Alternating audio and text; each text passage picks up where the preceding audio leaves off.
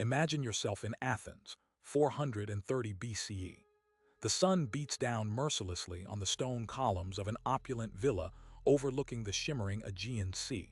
The air is thick with the scent of burnt olive oil from simmering lamps, as the echo of drunken laughter and flute melodies spill from lavish banquets held by the city's most powerful elites. You're drawn inside by the promise of wine flowing endlessly and intellectual debates rivaling the gods themselves.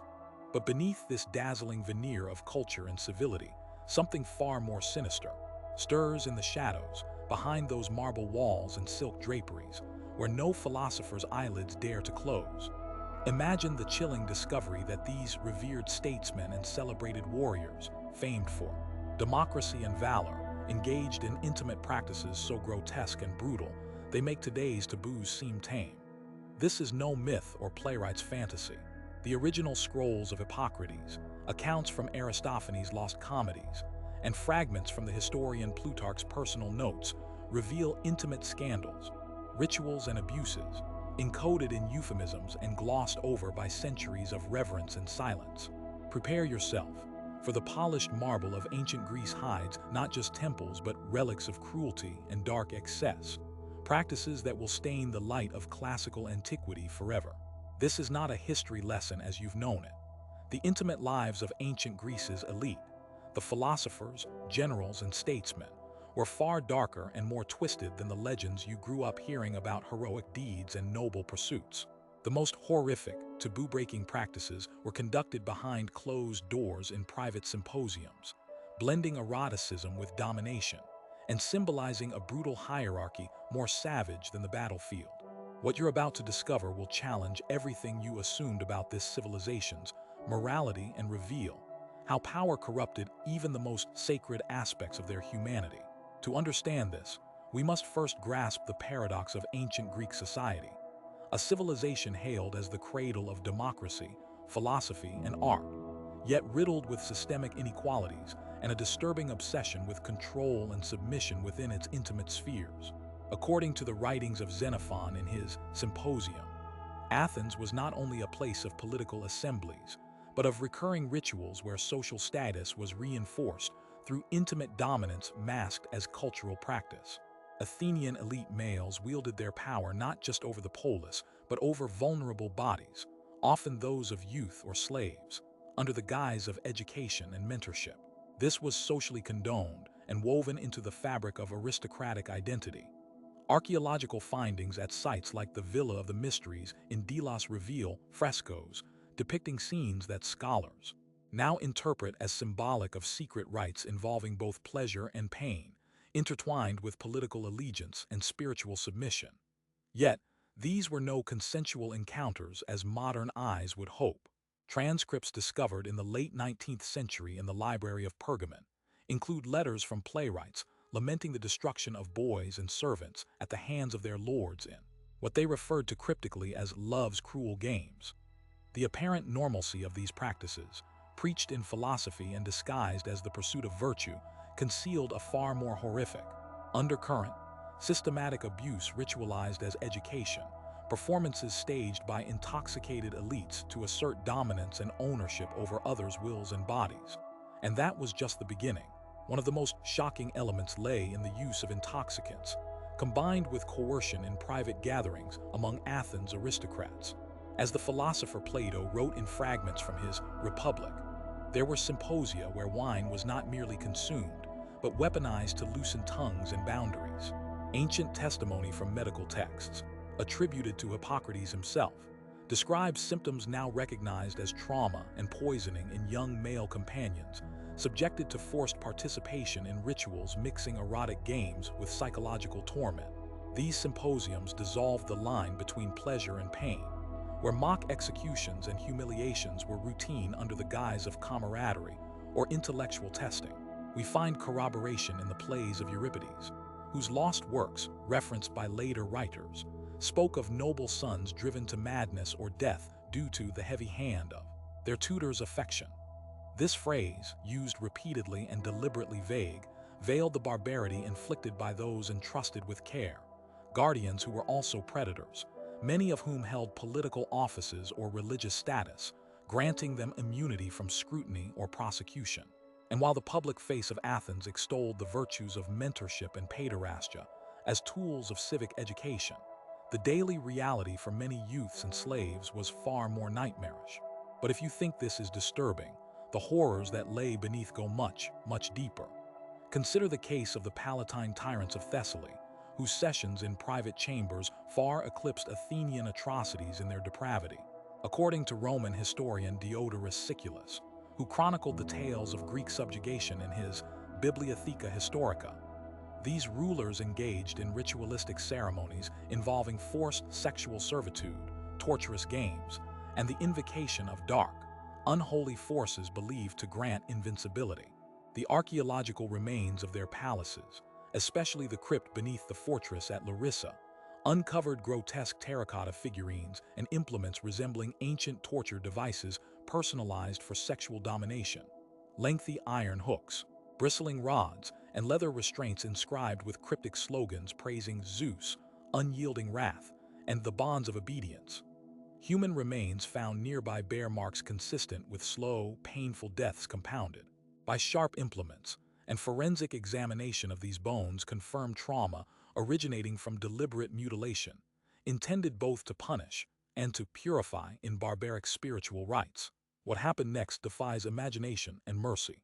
Records from the 4th century BCE, discovered in a monastery's hidden scroll chamber near Corinth, relate the accounts of a so-called sacred court, a clandestine sect intertwined with the existing democracy.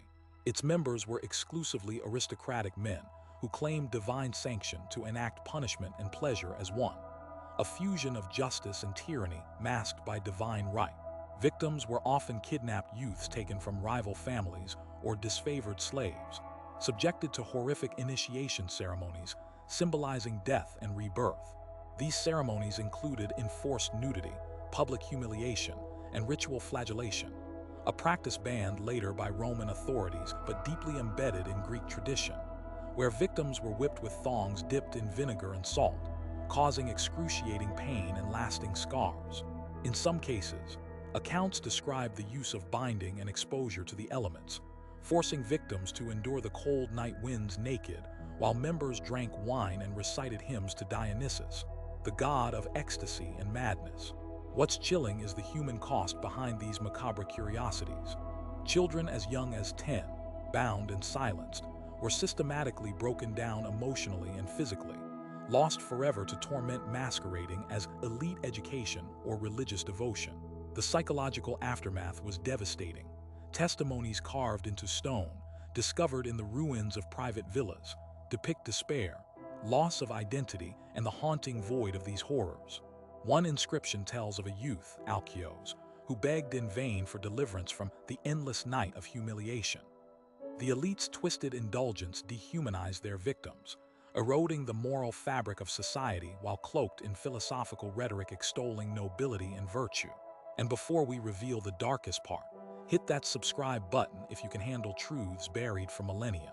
You see, what the ancient chroniclers deliberately omitted, the fragments burned or hidden by Christian scribes appalled at pagan depravity, are records describing even darker customs related to fertility rites and power assertion among ruling houses.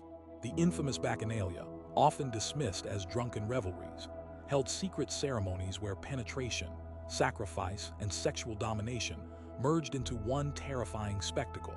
Livy's Roman histories, written centuries later, expose how these rites, imported from Greek colonies, involved ritualized acts of forced copulation interspersed with the slaughter of animals and possibly humans, believed to guarantee political dominance and divine favor through blood and submission.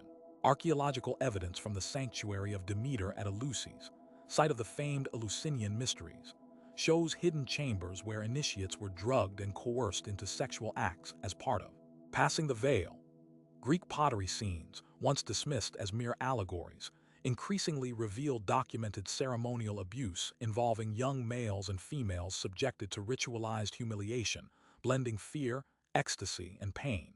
Some scholars now argue these rites were state-sponsored tools to maintain control over aristocratic youth and reinforce elite alliances through shared trauma and secrecy.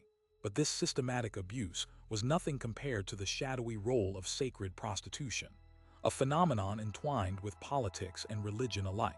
Priests and priestesses of Aphrodite operated temples where sexual servitude wasn't just a duty, but a weapon of influence, rewarding loyalty or punishing dissent.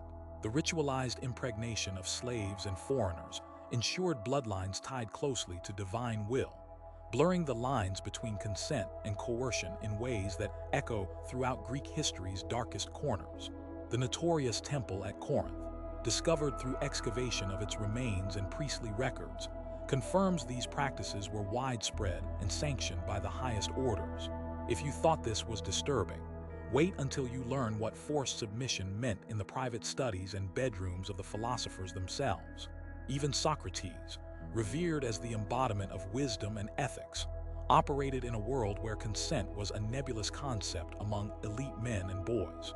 Letters attributed to his circle reveal a culture where mentorship was inextricably linked to dominance, and rebellion or refusal brought social exile or worse. The complex sexual hierarchies documented by scholars like Kenneth Dover in Greek homosexuality show ancient Greek male intimacy was less a celebration of love than a brutal assertion of power, often extending into violence and exploitation, practices carefully ignored or euphemized in canonical histories. What I'm about to show you was hidden for centuries behind layers of translation, destruction, and outright denial. These aren't isolated incidents, but systemic intimate horrors integral to how power was exercised in ancient Greece's elite ruling class. The glossy image of philosophers debating truth and beauty masks a history where sexual violence was a tool as important as oratory or swordsmanship. Before we dive deeper into the most blasphemous discoveries, and believe me, it's a descent into madness and depravity, brace yourself. These truths have been deliberately erased to protect the myth of a civilized classical world. The coming revelations will expose how sexuality paralleled brutality in shaping what was considered the height of culture and power in antiquity. But this is only the surface. Imagine you find yourself deeper within the shadows of that grand symposium hall, the oil lamps flickering, their smoky tendrils weaving through heavy drapery. As the laughter grows wilder, voices dip into taunts and whispered commands. This is no mere celebration of intellect and wine anymore. The air grows thick with silent dread as you spot the young boys, once bright-eyed and eager, now vacant, shackled by more than chains, by broken spirits. According to fragments uncovered in the 2nd century CE Oxyrhynchus papyri, these gatherings were no innocent pursuits, but stages for ritual humiliation and control under the guise of mentorship and civic duty. Testimonies carved discreetly into archaic stones near Delphi, once obscured by centuries of sediment and neglect, speak of youths reduced to trembling shadows, forced into degrading servitude. The philosopher's mask slipped, revealing an underworld where power was wielded with a cruelty far from dialectics. But if you think that only sparse, reluctant whispers spoke of these abominations, think again. This was a widespread systemic horror. The 5th century BCE writings of Andocides, preserved within the Athenian legal archives, reference secret accusations against prominent citizens for abusing their wards. Yet these reports vanish mysteriously from official records, the erasure deliberate, comprehensive. More chilling still, a recently unearthed manuscript found near the ruins of the Phoenix details a tribunal convened to silence voices who dared expose these dark truths, branding them traitors to the polis. Yet the human suffering etched in the testimonies exceeds what the ink or marble can contain.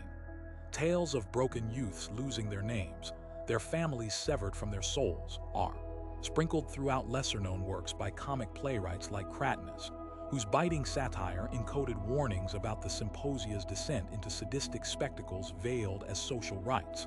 But this was just the beginning. Turn now to a hidden corner of Sparta, known for its austere warriors and rigid codes. Few texts survive openly describing what happened behind the fortress-like walls of Agoge training grounds, yet recently deciphered military dispatches from the early 4th century BCE reveal a brutal reality. Spartan elite boys were subjected to remedial rituals involving physical torment and enforced submission in so-called love battles. Here, Intimate acts weren't about affection, but an orchestrated erosion of will. Forced sexual servitude merged with combat training. Archaeological evidence from the Mesoa barracks excavation shows graffiti inscribed by recruits, hinting at cycles of exploitation and violence masked as brotherhood. One carved plea reads simply, "Break me no more."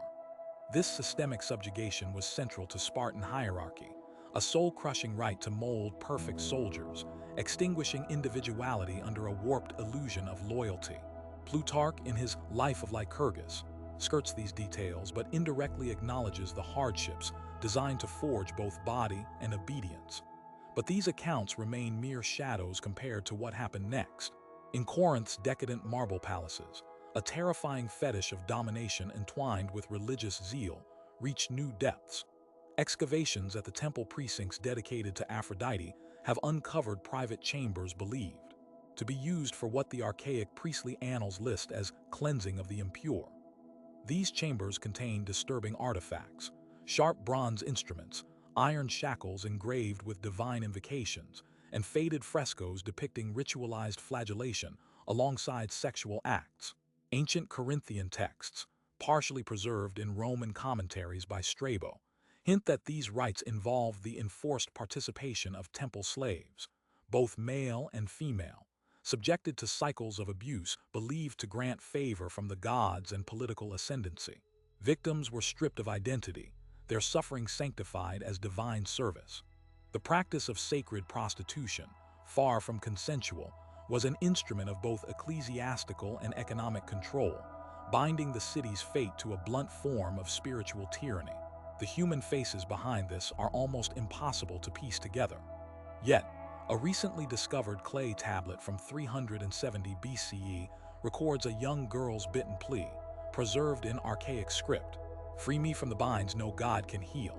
But this systematic torture was nothing compared to what the elite philosophers themselves endured or imposed. You might assume figures like Socrates or Plato spoke of elevated loves and the pursuit of virtue. But the 4th century BCE epistolary fragments from disciples' letters tell a harsher story. Here, mentorship included enforced submission, scripted like a dark choreography of dominance masquerading as enlightenment. The philosopher's study was also a chamber of coercion where young acolytes, trapped by social expectation and reverence, were stripped of protest. Refusal was tantamount to exile. Compliance ensured survival, but at the cost of agony masked in rhetoric. Kenneth Dover's groundbreaking work, although published centuries later, weaves together these fragments into a haunting mosaic of abuse concealed beneath philosophical ideals. The blurred line between care and cruelty was exploited ruthlessly. A particularly jarring account, found in a 3rd century BCE compilation of anecdotal histories known as the Athenaeus Scrolls, describes a symposium where a pupil's resistance was met with public humiliation, wine poured over the victim's head, followed by chanting cloaked in classical verses, turning torment into spectacle. The damage was not only physical but psychological, shattering the very concept of self in those caught within this world of enforced hierarchy. Before we reveal the darkest part, hit that subscribe button if you can handle truths buried for millennia. The deepest horror lies in the intersection of sexuality, power, and statecraft, where the manipulation of bodies served as currency for political dominion. The 3rd century BCE historian Diodorus Siculus recorded accounts of private chambers in the Macedonian court, where Alexander the Great himself, reportedly, sanctioned ceremonies with sexual humiliation as a tool to bind generals and subordinates alike in fatal loyalty. These rites were not simple excesses, but orchestrated demonstrations of absolute control, erasing personal boundaries, fostering dependence on the ruler's whim. Archaeological discoveries at the Palace of Agai corroborate the presence of hidden dungeons and chambers with implements designed for enforced submission, including leather restraints, bronze hooks, and painted tablets instructing attendants on the conduct expected during these ceremonies. The testimonies of Macedonian soldiers, found in bronze tablets buried near Pydna, speak of men driven to madness or silence, enmeshed in rituals where loyalty was measured in scars. The degradation was political theater and intimidation weaponized, brutally sealing allegiance through the body. If you thought that was disturbing, the horrors embedded in fertility rites surpass all comprehension. The Eleusinian Mysteries, perhaps the most celebrated and secretive religious ceremonies in Greek history, emerge from recent scholarship in new, horrifying light.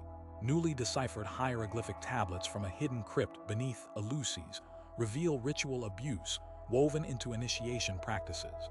Initiates reportedly drugged with potent psychoactive substances, subjected to enforced sexual acts purportedly to cross the veil from mortality into divine favor. Scenes on red figure pottery, once dismissed as mere allegorical art, now reveal systematic ritualized blasphemy involving male and female youths, forced acts of submission, overlapping pain and ecstasy in ceremonies administered by elite priests. The archaeological site's recent forensic surveys identified bones with signs of sharp trauma and possible suffocation, suggesting that not all initiates survived these ordeals. The dark promise upheld through silence, spiritual ascension funded by human suffering. The pantheon of horrors branches further into sacred prostitution, a blasphemous institution deeply entangled with political machinations.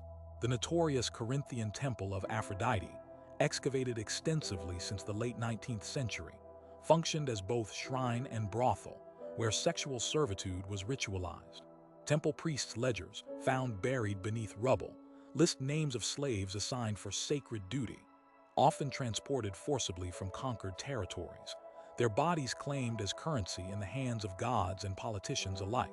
Their children, conceived under coercion, were raised to serve an elite bloodline bound to divine sanction. The blurred line between consent and compulsion stretched beyond comprehension, effectively reducing human beings to vessels of power plays cloaked in piety. These institutions were overtly protected by religious law, ensuring impunity for perpetrators. Testimonies preserved in the subterranean archives of the Corinthian Acrocorinth fortress whisper of endless nights, where screams were drowned by hymnals and the clinking of wine cups. And the final layer of horror unveils itself in the philosophical elite's private quarters. Recent discoveries of scroll fragments from the Academy of Athens suggest that even the greatest minds facilitated, perhaps condoned, practices of domination disguised as educational rites. Victims were ensnared by promises of knowledge and status, only to be reduced to a state of perpetual subjugation. Letters attributed to Aristotle's inner circle describe rites of passage involving physical debasement masquerading as moral testing. Truth is found in suffering, one entry chillingly reads, illustrating a worldview that justified torment as enlightenment. Refusal invitation led to social death, ostracism, or worse, physical retribution. This culture of coerced submission was embedded so deeply that it shaped conceptions of virtue itself, conflating obedience with ethical superiority. Before we dive into the most blasphemous discoveries, brace yourself. These truths have been deliberately erased to protect the myth of a civilized classical world. The consequences of exposing these secrets were profound. Church authorities in the Byzantine era orchestrated systematic destruction of the most incriminating texts, viewing them as heretical reminders of pagan depravity. Manuscripts unearthed from monastic burn pits near Mount Athos reveal charred fragments of what scholars now believe contained detailed descriptions of these rites, obliterated to preserve the sanctity of Christian morals. Victorian archaeologists and historians, enamored by the idealized classical narrative, often buried evidence or altered translations to veil the depravity, deeming it unseemly for modern audiences.